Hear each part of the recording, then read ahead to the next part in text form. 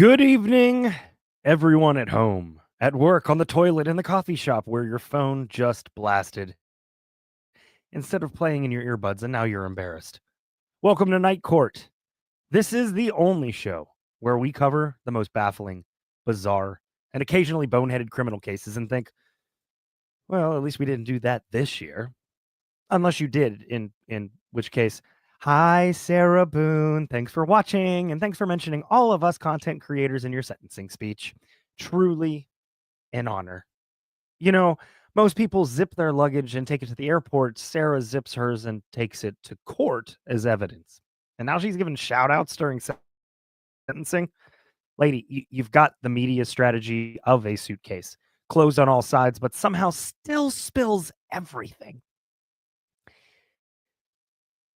If you're listening tonight, you will notice that my voice is tired. I haven't had one for like 48 hours, and I know, hard to believe, not spoken at all today or much. So hopefully it holds out. Just hold out. Before we dive into this year's highlights or lowlights, depending on your level of optimism, let me just say 2024 really outdid itself. We had cases so weird, they made Florida man running for city council a real possibility, and I might have even voted for him. This wasn't just a year of crime, it was a year of auditioning for any of the world's dumbest videos that play incessantly on True TV. You'd think, after everything we've seen in recent years, people would start getting better at not getting caught. But no. These criminals are out here leaving clues like they're putting together an escape room. Oh, you found my fingerprints, DNA, and a signed confession? Congrats!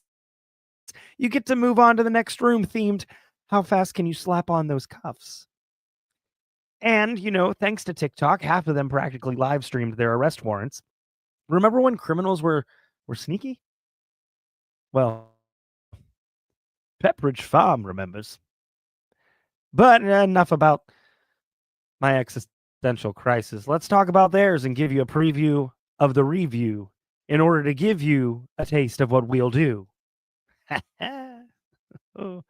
Oh man, I look forward to getting my Grammy. We're going to go over the trial of Sarah Boone, who zipped her boyfriend into a suitcase during what she described as a game. Because sure, when I hear game, I think, how can I introduce trauma and asphyxiation into hide and seek? It was Clue in a one-bedroom apartment. It was Sarah in the living room with the Samsonite. Then there's Abulaban, who made the groundbreaking decision to combine Instagram fame with felony. Ali, here's a hot tip for your memoir. You're not a social media influencer if your biggest influence is the detective who caught you. And speaking of big personalities with even bigger bad decision making, Wade Wilson, the Florida Man of the Year, right? Giving us serial killer vibes, but with none of the planning. This guy's criminal record is longer than the list of ingredients in a gas station hot dog, but I'm pretty sure he's made of the same thing. Oh, and don't worry, Walmart stayed in the mix thanks to Sean Finnegan and his machete-wielding spree in a parking lot. I don't think that's right. Actually, I get things wrong all the time. Then we'll move to Richard Allen and the Delphi murders, a case that haunted us all and reminded the world that true crime isn't just entertainment, it's justice. And sometimes justice is, well, it's complicated and it takes longer to achieve, especially if you are the police who take years. The force there is like a dial-up modem, slow, noisy, and occasionally disconnects at the worst possible moment. We're on the case. Sure, right after a snack, a nap, and a few seasons of Perry Mason and Boston Legal for inspiration. Of course, we have to talk about Melody Walker Farris, who turned small-town secrets into headline news, like a Lifetime movie, except with murder. And this Hallmark movie doesn't have a happy ending. Finally, the gold medal in most fucked up family values goes to Chad and Lori Daybell, the Bonnie and Clyde of end times enthusiasm. It's always, the world is ending, the world is ending. with those folks, but apparently they wanted to help speed it along for their immediate relatives. I mean, that's not a family reunion. That's a Netflix limited series. So, what have we learned from 2024? For starters, people are still terrible at committing crimes and even worse at covering them up. True crimes like the one class humanity keeps failing, and yet they keep signing up for the advanced course. But hey, that's why we're here. Tonight, we'll be breaking down these cases in summary, diving into the absurd and tragic and the downright unbelievable. We're going to laugh, we're going to gasp, we're going to remind you why it's good not to be the main character in any true crime story. So grab that popcorn or your alibi and let's get into it. This is Night Court 2024's Year in Review. But first, a message from our smaller time criminals. Cue the sting.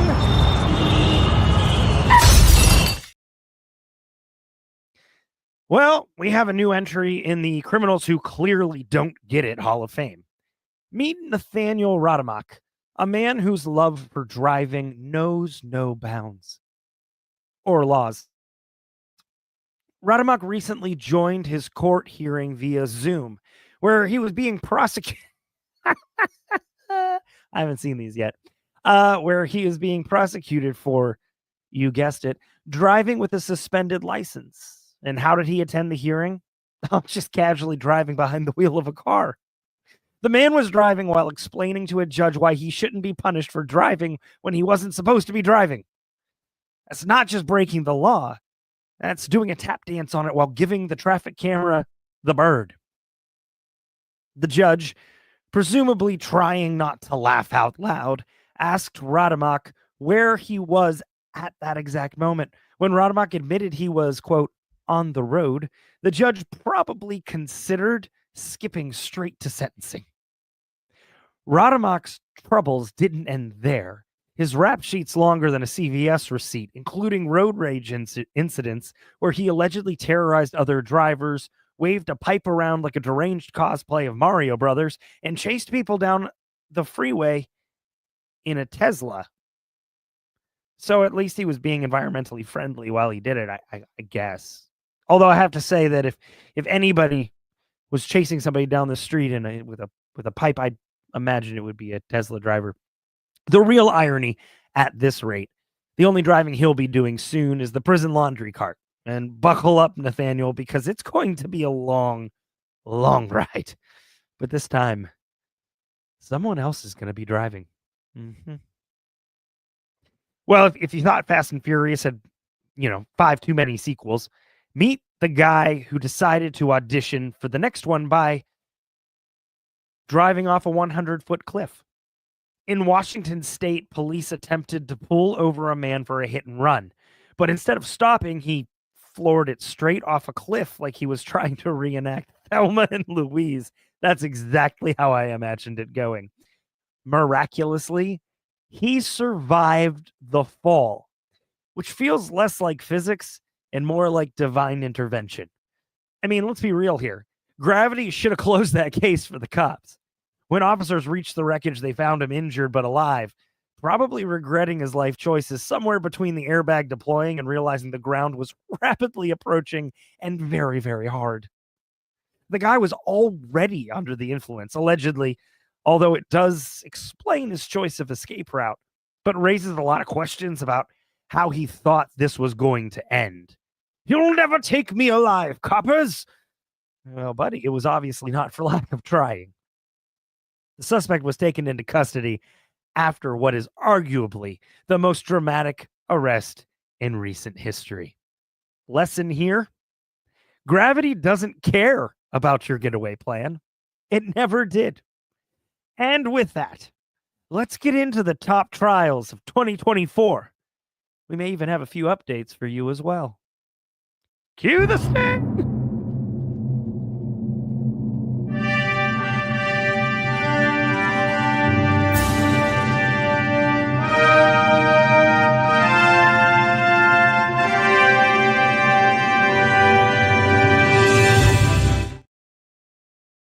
Well, as much as we don't want to hear about her anymore, we're going to rip the Band-Aid off right now.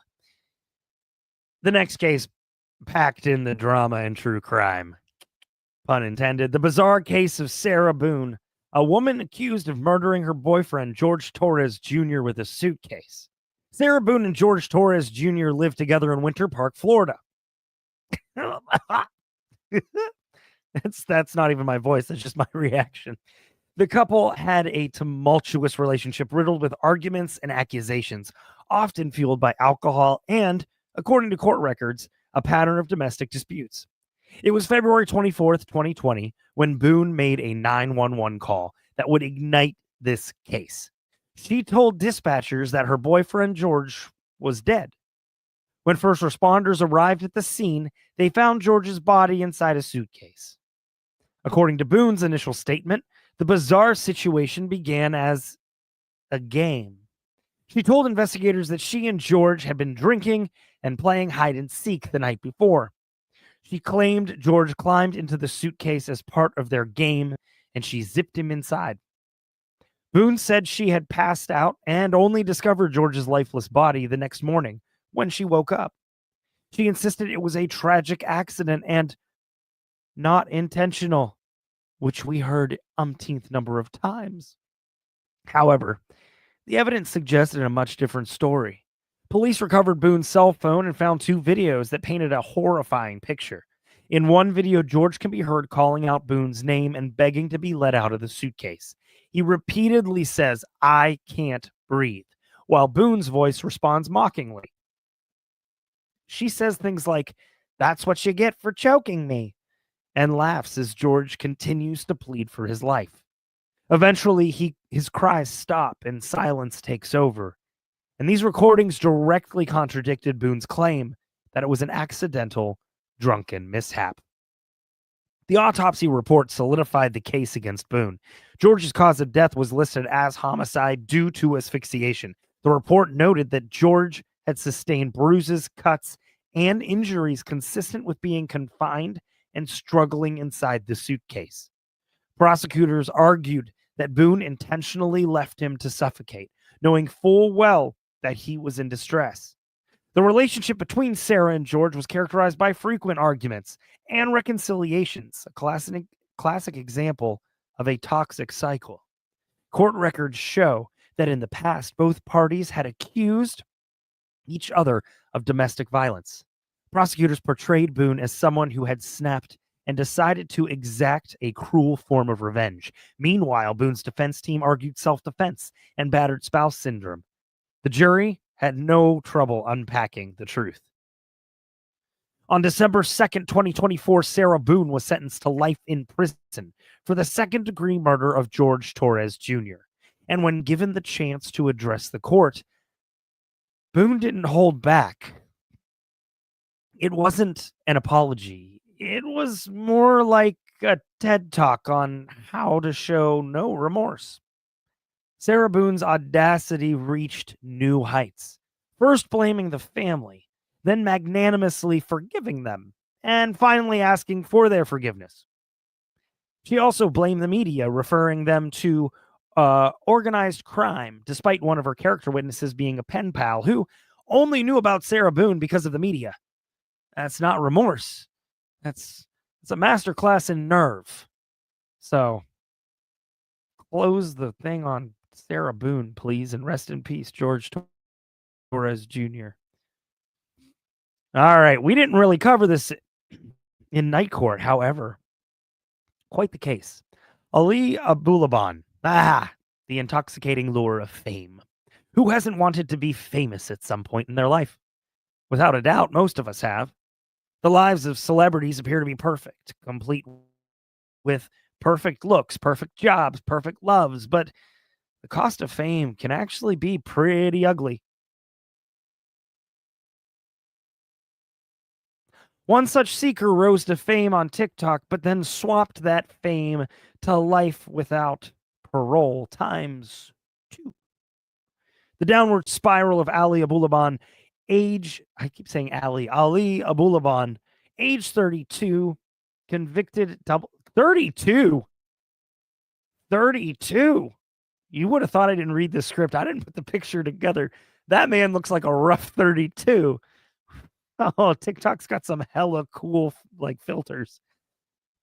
Convicted double murderer. He's a perfect case study.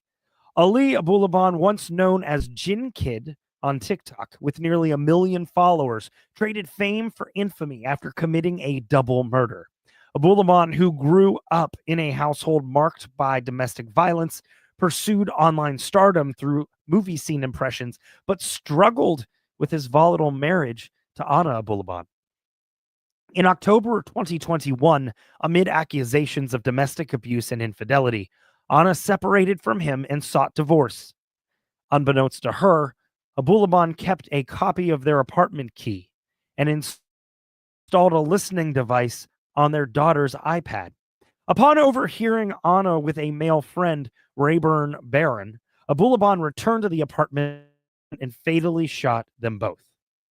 The defense strategy had changed from not guilty as charged to trying to prove the murders weren't planned but a result of mental illness, a head full of coke, and bad parenting.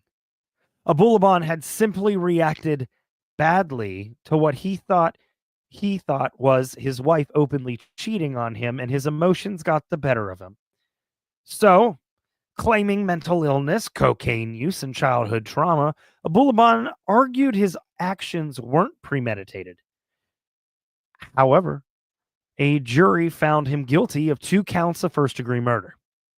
In September 2024, he was sentenced to 2 consecutive life terms without parole. His story stands as a grim reminder of fame's darker side and the devastating consequences of unchecked rage. Well, him and Charlie Sheen. Rest in peace, Anna and and Rayburn.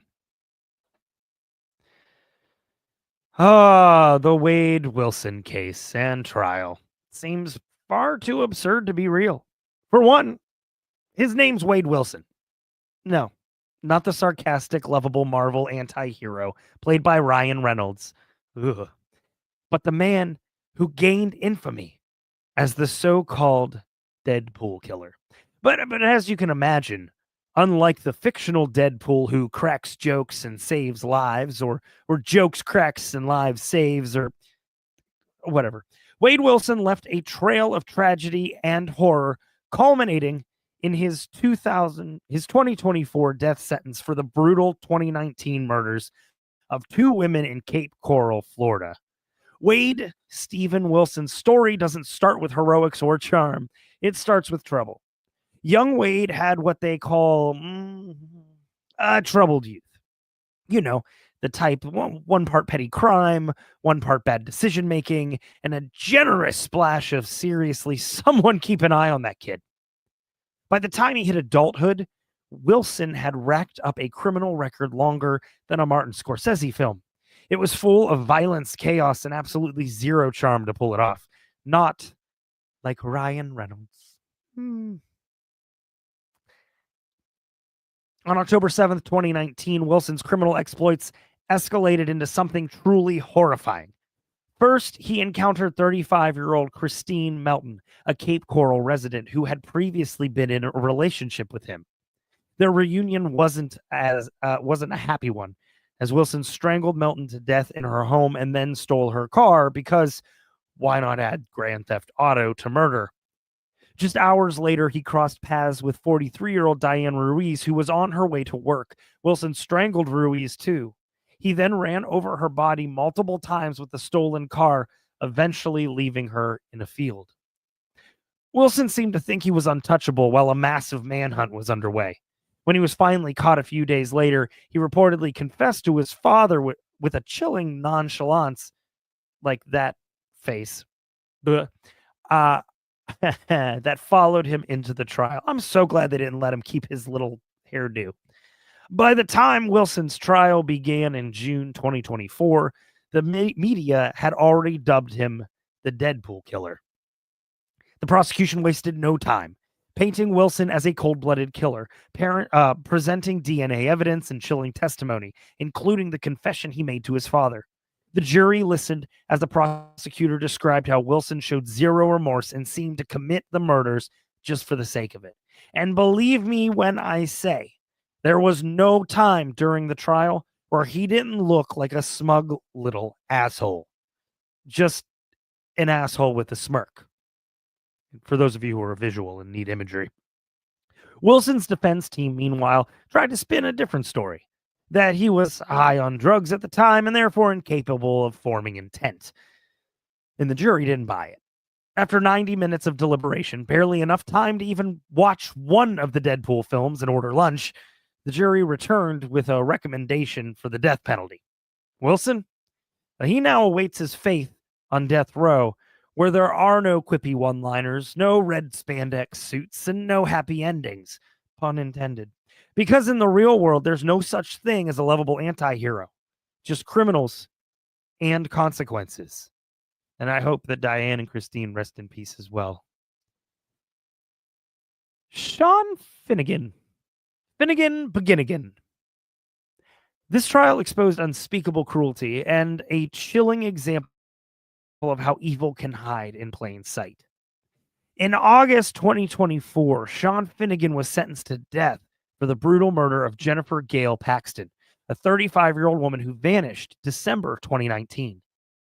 The details of this case shocked even the most seasoned investigators. He can be found here, questioning whether or not that Family Feud answer should have been counted. Jennifer, who was facing homelessness, was lured into Finnegan's Oak Ridge, Tennessee home with promises of shelter and safety. Instead, she was met with unimaginable horror.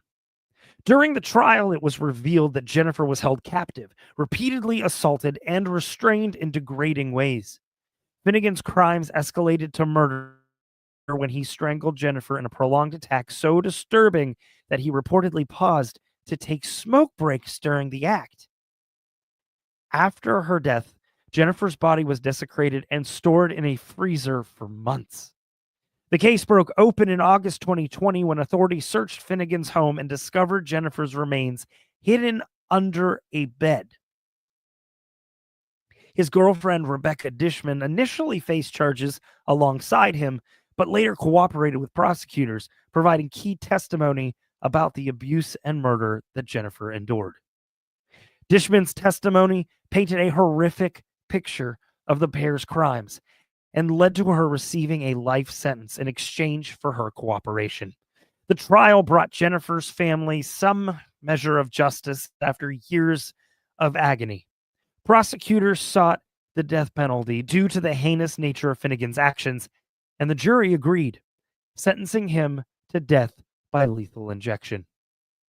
This marked a significant moment in the 2024 legal landscape, as it underscored the severity with which the justice system treats crimes of this magnitude. Now, one of the most famous cases in recent Indiana history, the case of Indiana v. Richard Allen, also known as the Delphi murders case. This case involves the tragic killings of two young girls, Abigail Williams and Liberty German, in 2017. It's a case that gripped the nation, and it gripped this channel pretty hard. I even used my safe word. On February 13th, 2017, 13-year-old Abigail Williams and 14-year-old Liberty German went for a hike on the Manon High Bridge Trail in Delphi, Indiana. And if I never have to say Manon one more time, I'll be so happy. Next year, I'll find myself on the actual bridge. They were not literally. They were reported missing that evening, and tragically, their bodies were discovered the next day near the trail.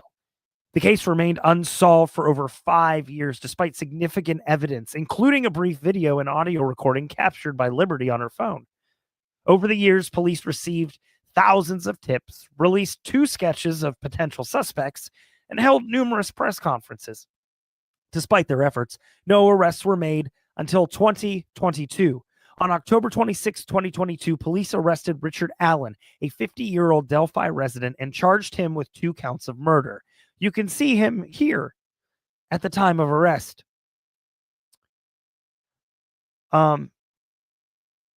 Prosecutors revealed that Allen had confessed to the murders over 60 times while incarcerated, including admissions to his wife, mother, family members, prison staff, and fellow inmates. These confessions were made in person, over the phone, and in writing. An unspent .40 caliber bullet found near the girls' bodies was linked to a gun owned by Allen. Ballistic analysis confirmed that the round had been cycled through his Sig Sauer pistol. Witnesses placed a man matching Allen's description on the trail around the time of the murders. Additionally, a state police master trooper testified that the voice captured in Liberty's recording matched Allen's voice. Allen's defense team argued that his confessions were unreliable, citing his deteriorating mental health due to prolonged solitary confinement. And I just want you to take a look at these two pictures. Arrest. After the years of solitary confinement. Three of them. 2, 3. Pictures speak much louder than I could, even though I like to pretend that I can speak louder than them. They also challenged the forensic evidence, questioning the ballistic analysis linking the bullet to Allen's gun. Furthermore, the defense proposed an alternative theory involving a group of Odinists, suggesting the murders were part of a ritual sacrifice. And I know how crazy that sounds. I know it sounds like defense with a shot in the dark, but the motion that we read on the transcript was quite convincing. If anything, it convinced me that what the judge did, which was dismiss the theory due to insufficient evidence, that was the wrong decision. That should have been able to come in. I mean, what's the worst that could happen? Either they prove it to the jury, or they look like fanboys of Thor. After nearly 19 hours of deliberation, the jury found Richard Allen guilty on all counts. He faces up to 130 years in prison, with sentencing scheduled for December 20th, 2024, 12 days away. Now, the next case takes us to Cherokee County, Georgia. In July of 2018, Gary Farris, a prominent local attorney, was reported missing. What began as a search for a missing husband soon turned into a gruesome murder investigation. Melody Walker Farris, Gary's wife, quickly became the prime suspect when his burned remains were discovered on their own property. Here she can be seen looking for Elphaba, finally defying gravity. Initially, the scene suggested a tragic accident. The body appeared to have been burned in what looked like a fire pit. However, as investigators dug deeper, pun unintended, they uncovered a disturbing truth. A bullet lodged in Gary's rib changed everything. This was no accident. The prosecution's case focused heavily on Melody's motive. Gary and Melody's marriage was reportedly strained. Financial troubles were mounting, and investigators discovered that Melody stood to gain $2 million from Gary's life insurance policy. Love walks, but money talks. Additionally, there was evidence of Melody's infidelity, which she initially denied but later admitted to during questioning. The most damning evidence came from the autopsy and the fire pit. Forensic experts testified that the bullet trajectory indicated a close-range shot. Furthermore, traces of accelerants were found at the burn site, suggesting an attempt to destroy evidence. Melody's defense: how many people are going to try and burn things with lighter fluid and fuel, thinking it's hot enough to do the job? It's not. I'm not giving advice, but come on. Her attorney claimed that others, including her son Scott Farris, had access to the property and could have been involved. Scott was initially considered a suspect, but he cooperated fully with investigators and was ruled out because if you cooperate fully, it's not you. The defense also questioned the integrity of the forensic evidence, but the jury found these arguments unconvincing. During the trial, the jury heard emotional testimony from family members, neighbors, and forensic experts. The prosecution painted a picture of a calculated crime, arguing that Melody shot her husband, then tried to cover her tracks by burning his body. The jury returned a guilty verdict. At the sentencing hearing, Melody made a dramatic and controversial statement. She delivered a tearful testimony where she blamed her son, Scott Farris, for Gary's murder. Melody alleged that Scott had a volatile relationship with his father, and claimed that he must have been the one to shoot Gary in a fit of rage. The judge did not allow Melody's claims to influence the sentencing.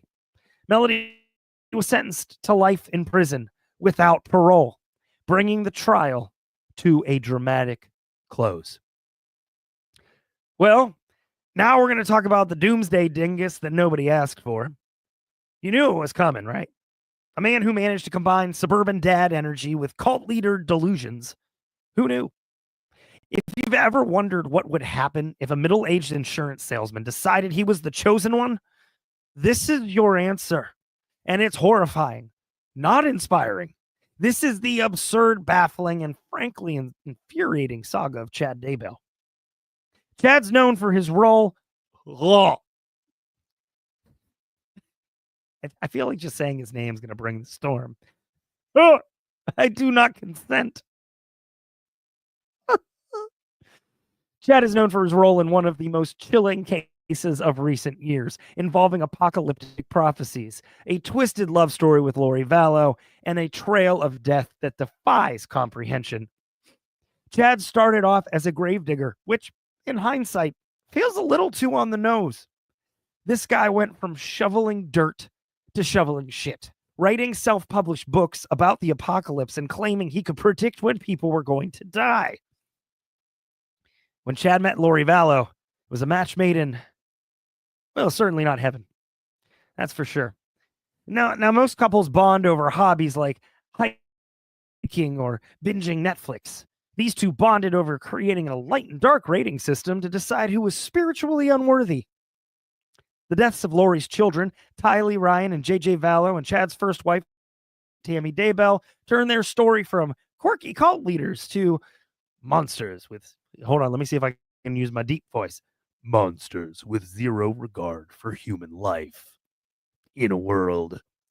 Fast forward to the trial, where Chad tried to downplay everything. His defense was basically, oops, I had no idea what was happening. The prosecution didn't hold back. They painted Chad as the manipulative, power-hungry, doomsday salesman he truly is. But hey, Chad, the living and breathing bowl of unflavored yogurt, still has fans who think he's some apocalyptic Taylor Swift.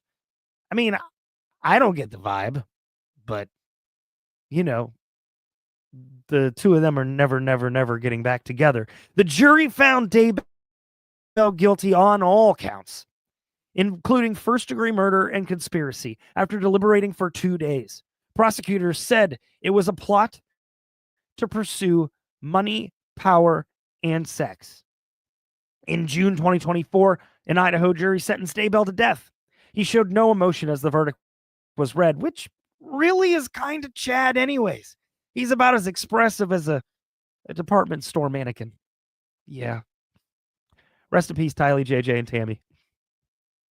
I'm glad that chapter is finally almost over. And I say almost because we have somebody representing themselves in their next trial. All right, let's get to the fun.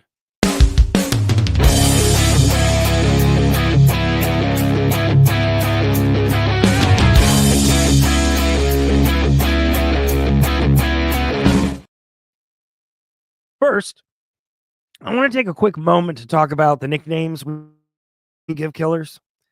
Like today, we had the Deadpool killer. It's one of the weirdest things society does. Give criminals badass nicknames. Like, why? Are we trying to give them branding advice? Are they going to start selling merch? We've got the Night Stalker, the Zodiac Killer, the Boston Strangler. These sound like Marvel villains right along with the Deadpool killer, which is a bit on the nose, if I may say so. If you didn't know better, you'd think they were auditioning for the next Avengers movie. Thanos, please step aside. Thanks for your audition. Next up, the Green River Killer. But here's my pitch. Let's stop giving them these intimidating names. If anything, We should go in the opposite direction. Imagine if instead of the Night Stalker, we had called Richard Ramirez Sneaky Pajama Boy. I mean, does that strike fear? No? Do you think a guy named Sneaky Pajama Boy is going to get fan mail in prison? Absolutely not. The Zodiac Killer? Nope. Try Crossword Carl. This whole phenomenon is ridiculous because the nicknames only encourage the next lunatic. You think these guys don't know they're going to get a name? They're probably thinking, if I do this, will they call me something cool like the Shadow Reaper? Or will I end up with something lame like the Fanny Pack Phantom? And honestly, forget bad nicknames. Let's humiliate them with names that are just downright ridiculous. Green River Killer. How about Swampy McNo-Friends? Jack the Ripper? No. Snippy McGee. Imagine hearing that on the news. Snippy McGee strikes again. Trust me, no one's writing a true crime podcast about the Dingus Bandit. And now, let me put my soapbox away. Let's eat up this roast. Up first, Sarah Boone. Sarah Boone, everyone. A woman so inventive, she turned a game of hide and seek into a felony. Sarah, you're not a criminal mastermind. You're a bored suburban mom who accidentally went pro. Sarah... Sarah is proof that natural selection sometimes takes a lunch break. Honestly, she's like a bad Netflix true crime documentary. Boring, predictable, and a little too long. Sarah, your decisions make a Magic 8-Ball look like a Nobel Peace Prize-winning strategist. Every time you open your mouth, we hear two things. Bad excuses and the sound of a lawyer slamming their head on a desk. A lot of lawyers slamming their heads on. It's a virtual choir of lawyers. And let's talk about her relationship skills. Sarah Boone could turn Romeo and Juliet into a buddy cop show about restraining orders. This is someone who thinks the key to a healthy relationship is duct tape and denial. If toxic were a fragrance, she'd be the brand ambassador. Hi, I'm Sarah Boone. And if there's one thing I know, and I know a lot of one things, it's how to leave a lasting impression, whether people want it or not. Introducing Toxic, the fragrance, the only scent that screams bad decisions and worse excuses with notes of desperation, regret, and a subtle hint of suitcase leather. It's perfect for when you want to turn heads away from you. Toxic, the fragrance. Because why just ruin the moment when you can ruin the whole room? And I mentioned the suitcase. Let's talk about the suitcase thing. You zipped your boyfriend into a suitcase and said it was a game. Sarah, a game? Who plays hide and don't breathe? Was this part of a twisted scavenger hunt, or were you auditioning for Saw 12 baggage claim? Actually, might not be a bad idea. And your excuse. You claimed you forgot about him. Come on, Sarah. You're not that busy. What were you doing? Updating your Tinder profile? Likes long walks on the beach and hanging out with Samson and Ite. Sarah's problem-solving skills are on par with a toddler trying to disarm a nuclear bomb. Her first instinct is always the worst instinct. Like she actively tries to fail. If she ever wrote a self-help book, it'd be titled How to Turn a Misunderstanding into a Lifetime Sentence. Which, by the way, her letters were as well. Lifetime sentences. The video evidence. Sarah, I'm talking directly to you, Sarah. The video. You filmed yourself taunting the guy while he was trapped in there. What is the matter? Instagram Live wasn't working? Did you think the cops were going to watch that and say, wow, what a cute couple? That's not a home video. That's a confessional with subtitles. And let's be honest, you're not even that creative. A suitcase was the best you could come up with? What, was the trunk full? I mean, at least Dexter had a plan. You're out here making it up as you go off like a drunk kid playing Clue. And don't even get me started on your excuses. Sarah's the kind of person who could burn water and still find a way to blame the pot. She's not a criminal mastermind. She's a criminal mind. Even the police were like, she confessed? Wait. We weren't even done questioning her. And now you're giving shout outs to all the people who did you wrong. Really? You think that's going to fix your image? Sarah, if your case is trending, it's not because people like you. It's because they can't believe how insane you are. You're not famous. You're a cautionary tale with a bad Yelp review. Sarah, if brains were currency, you'd be using Monopoly money. You've got the creativity of a broken Etch-a-Sketch. Frankly, the only thing you're guilty of is being the perfect punchline. But hey, Sarah, look on the bright side. You finally found a way to make your name unforgettable. Just not in the way anyone would want. Let's move on to Ali. Abulaban. Or really, as TikTok knew him, Jin Kid. Now, there's a name that just screams, I'm here to make bad choices, and even worse content. Kind of like a meth head Miss Frizzle. Ollie, calling yourself a kid makes sense because your decision making straight out of a Saturday morning cartoon, if the cartoon was directed by Quentin Tarantino, that actually looks younger than he does. Dumbo's gonna go flying.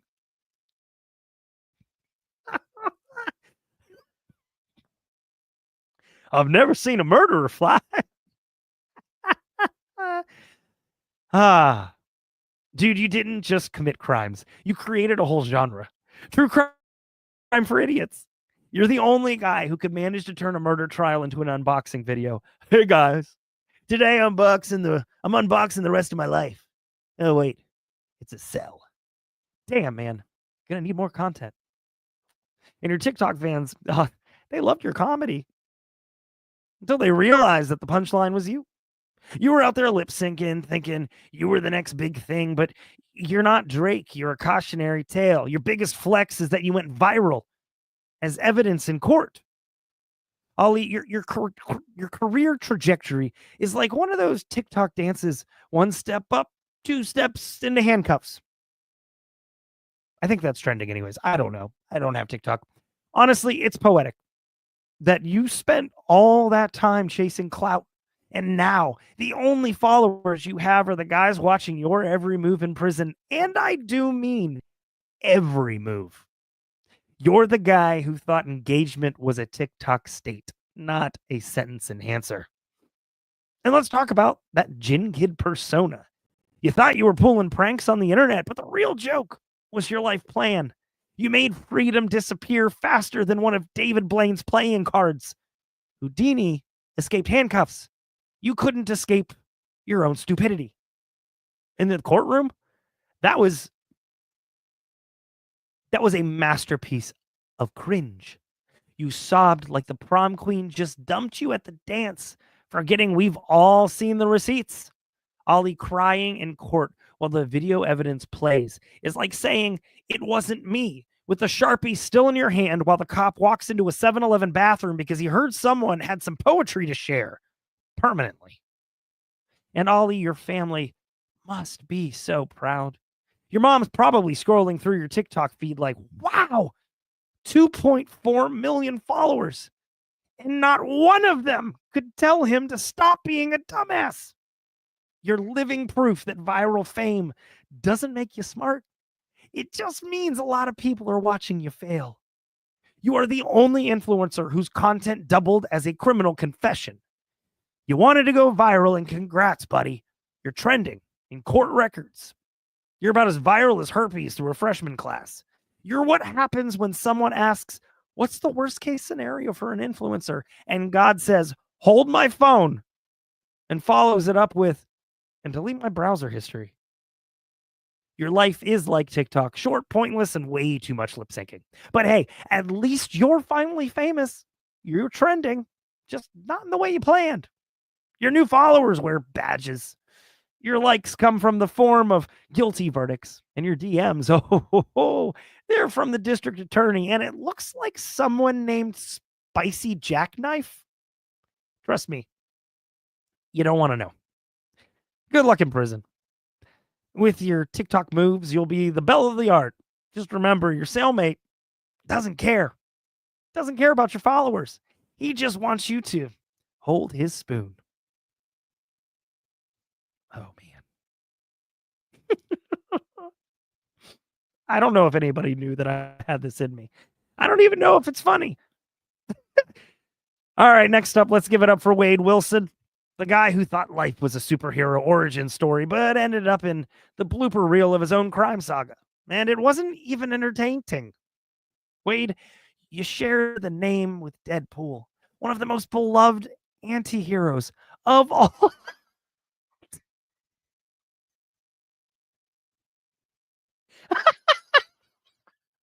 I'm going to have to go back to training. That's funny. You share a name with Deadpool. But the only similarity between you and Deadpool is that people are dying of laughter at your stupidity. Deadpool breaks the fourth wall. You break into vending machines. Deadpool has regenerative healing. You're out here regenerating excuses. He fights bad guys, and you fight the urge to make even one good decision. Honestly, Wade, you're not a supervillain. You're just a super disappointment. And let's talk about that courtroom demeanor, shall we? Stone face during a death sentence. Wade, man, you look so confused. I'm pretty sure you thought death row was a fancy type of sushi roll. You've got the emotional range of a cinder block, except a cinder block might have figured out how to fake remorse by now. Wade, you're not a criminal mastermind. You're the guy who gets caught stealing a getaway bike because you forgot to fill up the car. Still angry about that. You're not even the villain in a heist movie. You're the bumbling henchman who accidentally blows the safe before the team gets in the building. And intimidation. Please, Wade. You're about as scary as a poorly parked shopping cart. You're the guy who yells, "Don't mess with me," while tripping over your own shoelaces. If I met you in a dark alley, I'd probably give you $5 and directions to the nearest hostel to help you out. Your criminal career is so pathetic, it's actually inspirational. It's like the universe is trying to show us how bad things can get if you ignore every single red flag. You make the Home Alone burglars look like Ocean's 11. I'm not done. If brains were gasoline, you couldn't power a tricycle around a cul-de-sac. Deadpool's catchphrase is maximum effort. Yours is, wait, what? Honestly, wait, you don't even have the charm of a Saturday morning cartoon villain. You're just the guy in the background who gets crushed by the falling anvil. Wade, you're leaving a legacy, all right. Just not the kind you brag about. You've officially gone from a wannabe superhero to a real-life zero. In the Marvel Cinematic Universe of failure, you're the main event. So, here's to you, Wade Wilson, the only man who could turn a cool name into a terrible story. And Sean Finnegan. Sean. You are the human equivalent of an unsupervised dumpster fire in a fireworks factory. I mean, you didn't just take a wrong turn in life, you floored it off a cliff, set the minivan on fire, and then you blamed the GPS. Sean, if being irredeemably evil were an Olympic event, you would win gold. But knowing you, you'd probably try to pawn the medal for a pack of cigarettes and a half-empty can of Coors Light. Strangling someone while taking smoke breaks? It's not just psychopathic, it's multitasking for morons. Except your evil is half-assed. You're the guy who'd rob a bank, forget the money, and then ask the teller for a receipt. And let's not gloss over. I don't know which one's funnier. Oh, AP Amy, you outdid yourself tonight. Let's not gloss over your genius plan to hide the evidence. A freezer? Really? Sean, you're not Walter White. You're not even Jesse Pinkman. You're more like the dude who gets written out of the pilot episode. A freezer? That's not a plan. That's the plot of a Law and Order episode they never aired because it was too dumb. You're less criminal mastermind and more the guy who accidentally calls 911 while committing the crime. Watching you plead your case was like watching a chicken try to explain algebra. Admittedly better than me, probably, but that's not the point. That's not the joke. You looked like a criminal mastermind and more, or less like a criminal mastermind and more like the guy who wandered in off the street thinking there was free pizza. Let me guess. You thought Death Row was a new kind of video game, didn't you? Sean, you're not just a criminal. You're the reason parents give their kids that long, awkward talk about life choices. If there were a lifetime achievement award for wasting oxygen, you'd have your acceptance speech ready. But don't worry, the state's going to make sure you exit the world in the same way you entered it. A complete waste of everyone's time. And honestly, Sean, even the prison walls are counting the days until they don't have to put up with you anymore. You're so useless you couldn't organize a 2-car parade. Your life's work is a masterclass in failure, and frankly, it's amazing you've managed to mess up so badly without spontaneously combusting. So congrats, Sean. Enjoy that legacy because you've earned it. Kind of. All right, let's give it up for Melody Walker Farris, folks. The woman who saw the dumpster fire of her life and said, "More gasoline, please." Melody, your decision-making skills are so bad. I'm surprised you haven't tried microwaving tin foil just to see what happens. Let's start with that $2 million life insurance policy. You really thought that you were going to pull off the perfect crime, didn't you? Girl, your plan had more holes than a colander. You...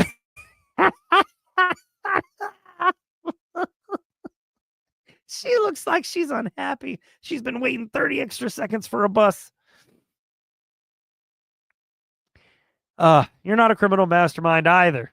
You're the kind of person who gets caught shoplifting gum and tries to talk their way out of it by blaming inflation. The only thing you managed to steal was the world's time. And trust me, we want a refund. And blaming your own son, Scott? That's next level parenting right there. You didn't just throw him under the bus. You backed it up, ran over him again, and then asked him to chip in for gas money. Did you go? This is the question. Did you go through driving school with Wade Wilson? Honestly, you're the kind of mom who packed betrayal in a lunchbox with a side of spite. Mother of the year? More like the mother of the apocalypse. Where's Chad Daybell when you need him? Oh, he's next. Your representation had less of a defense strategy and more of a community theater audition gone horribly wrong. Bags and bags of dog food were placed into a bigger bag and dragged around like it was a dramatic interpretation of Forrest Gump pulling Bubba out of the Vietnamese forest. Sometimes things in your head should probably stay there. In Melody, you were crying, pointing fingers, and spinning lies like a desperate contestant on Wheel of Fortune. Too bad the only prize you won was a one-way ticket to a Zell Block. If lying were a sport sponsored by Red Bull, you'd still be last because even your excuses have Tony Hawk wincing because they can't stick the landing. Until death do us part. Oh, Melody, you took those vows the way a drunk takes a dare, with zero thought and maximum destruction, as long as someone holds their beer. You didn't just burn your marriage down. You torched the neighborhood, the fire department, and somehow managed to set the insurance policy on fire too. Honestly, you made Gone Girl look like a wholesome love story. Now you're looking at a life sentence. And let's face it, Melody, it's the most commitment you've ever shown. Congratulations. You're officially the first person to fail at both family and felony. You're the horror story parents tell their kids. Melody, your entire life is a tragedy wrapped in bad decisions, rubber bands, and the world's saddest police report. You didn't just ruin your own dignity. You backed over it, set it on fire, and sold the ashes on eBay for commissary cash.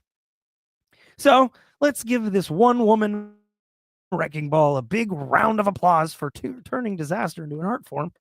Enjoy your new life in prison. I hear they're always looking for someone to headline Talentless Night. And don't worry, you've already got the perfect act, just being you. And now, last but not least, well, correction, the very least, Chad Daybell. I have saved up for this. The man who pursued, quote, money, power, and sex, and failed at all three. Chad, you didn't just miss the mark. You missed the whole damn planet. You're like an infant trying to throw darts with their eyes closed. They don't even have object permanence. Let's start with money, because the prosecution outlined this for me. Let's start with money, Chad. You're out here grifting people with end time novels. That's like the next Harry Potter. Newsflash, buddy. Nobody's binge reading The Great Apocalypse of 2023, especially when it's written by a guy who looks like he gets his financial advice from gas station scratch offs. You're not a prophet. You're a profitless prophet. You had a $2 million life insurance scheme, and yet your wardrobe still screams, I shop exclusively at clearance racks and funeral home giveaways. Seriously, you couldn't even scam your way into a decent suit. If money was your goal, Chad, maybe you should have focused less on doomsday cults and more on selling supplements on Instagram like every other washed up scammer. Oh, and then there's power. His chin's my favorite part. And I don't like what that implies. Then there's power, Chad. You really thought you were some almighty cult leader, didn't you? Man, you could not lead a pack of Girl Scouts to a cookie sale. Power isn't convincing a few gullible people to follow you. Power is convincing the whole world that Crocs are fashionable. Power is getting billions of people to pay for bottled water. You, Chad, you're just the guy who corners people at parties with, have you heard about the end of times? Power isn't a suburban dad in cargo shorts pretending he's God's middle finger. Your prophecies were so bad, even fortune cookies are like, yeah, no, we're good. Oh, here are your lucky numbers. Now, let's talk about sex, baby. Let's talk about you and me. I promised myself I would not do that, and I did it anyways. Chad, the idea of you pursuing sex is somehow both terrifying and hilarious. You're about as sexy as a soggy loaf of Wonder Bread in a broken toaster. You look like the kind of guy who Googles how to be seductive and ends up buying a scented candle called Pine Office. Your vibe is less steamy romance and more awkward church potluck. And let's face it, you calling missionary wild is the funniest thing you've done. Chad, the only sparks you're igniting are from shuffling your socks on the floor and touching someone else. Oh, by the way, there's a restraining order from that person. And don't even get me started on the light and dark soul rating system. Chad, who gave you the authority to grade souls? You're out here assigning vibes like it's a sentient BuzzFeed quiz. What's next? A Yelp review for heaven? 3 stars, nice clouds, bad Wi-Fi. You're not the sorting hat, Chad. You're the dollar store knockoff that sorts laundry. This wasn't spirituality. It was The Bachelor for sociopaths. Handing out arbitrary labels like you're Oprah, giving away free cars. You're dark, you're light, you're mildly beige. Nobody asked, Chad, and even fewer care. And your looks. Oh boy, your looks. You've got the face of a guy who says, I'd like to speak to the manager of this here spatula city. Your haircut screams, I've been banned from every Great Clips in town. You've got the charisma of a DMV clerk on their last shift before retirement.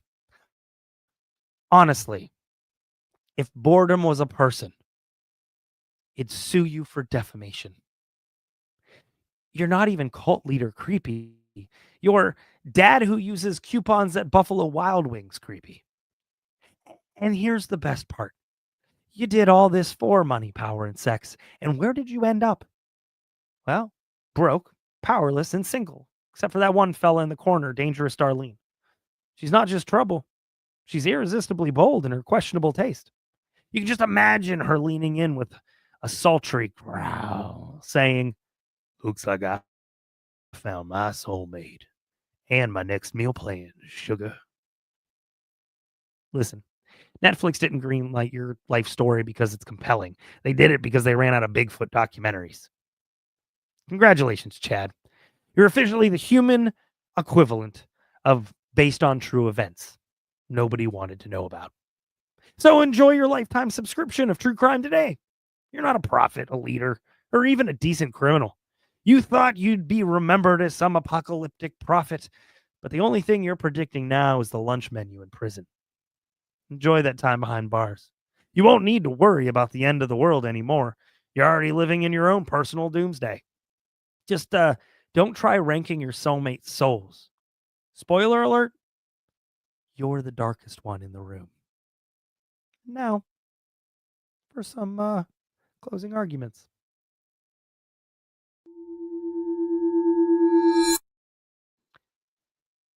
There you have it, everybody.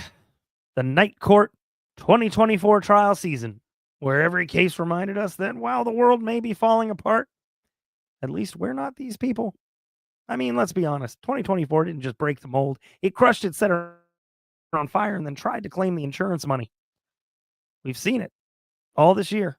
Cult leaders who couldn't lead a bake sale. Criminal masterminds whose plans were one step above hold my white claw.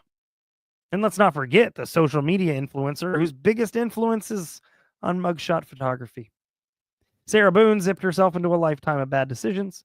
Wade Wilson lived up to the phrase, "You're not Deadpool, you're just dead wrong." And Chad Daybell, well, he made us all grateful that the most apocalyptic thing we have to fear is a Monday morning without coffee.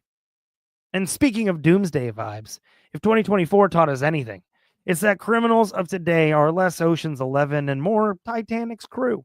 They're out here sinking their own ships faster than the justice system can throw life preservers. But let's give them credit where it's due. At least they've given us plenty of content to roast. These trials weren't just courtroom dramas. They were tales for anyone with bad ideas and worse impulse control. Watching these people was like watching a slow motion car crash. Horrifying, but you just couldn't look away. All you could do is let out a concerned, uh, uh. So what's the takeaway from this year? Simple. Crime doesn't pay, but it sure does trend. And thanks to Night Court, we're here to laugh, cry, and shake our heads at humanity's most baffling moments. And here's to 2024, the year that gave us nightmares, memes, and the reassurance that we're not as messed up as that guy. Stay safe, stay sane, and please, for the love of all things holy and unholy, don't end up in next year's recap. Now, this week, we talked about 2024. Next week's going to be the final episode of the year, and we're going to do a preview of trials to come in 2025. So get ready, because that's where we're going to get you some education. It's where you're going to get ready. So I just want to say you can follow us on social media anywhere at TCWT Media. Definitely hit the subscribe, like, love button. It's super helpful. Share it with your friends. If you like this format with well overdone roasts, let me know. Well, good night. And remember, if you're watching us from a cell, maybe try watching anything else next time.